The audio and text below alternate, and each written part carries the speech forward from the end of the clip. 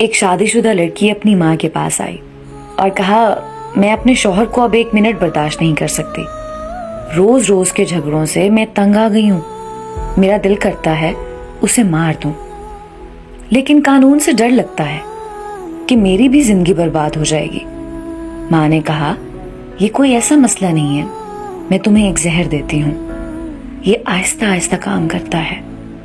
रोजाना इसे थोड़ा थोड़ा खाने में देना, बस खाना लजीज बनाना कि उसे शक ना हो। लड़की खुश हो गई। माँ ने कहा, लेकिन तुम्हारे घर रोजाना झगड़े होते हैं, सारा खानदान जानता है तुम्हारी नहीं बनती। शक फिर भी तुम पर जाएगा, तो जितने अरसे में ये जहर काम करेगा, तुम घर का माहौल बदल दो।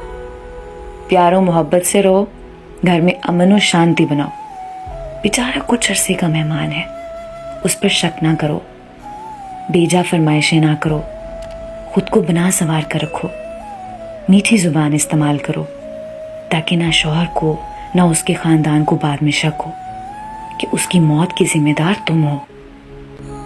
लड़की ने कहा, हाँ, कुछ अरसे के लिए मैं ये कर लूंगी। वो जहर की पुड़िया ले गई। महीने बाद वो आई और माँ से कहा, उस जहर का कोई तोड़ है? माँ ने कहा, क्यों? लड़की ने कहा, मैंने चंद दिन उसे पाबंदी से जहर दिया, लेकिन वो तो बहुत बदल गया।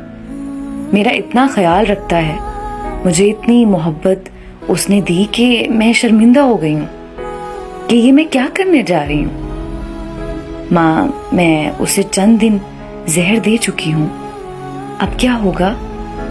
माँ ने कहा, कुछ नहीं होगा। वो हाजमे का चूरन था, उसकी जिंदगी में जहर तो तुम थी। दोस्तों, किसी रिश्ते में ये जहर मियाँ हो या उसकी बीवी हो, लेकिन खानदान में बड़े बुजुर्ग बहरहाल हाजमे के वो चूरन होते हैं जो रिश्ते की इस हांडी को जायका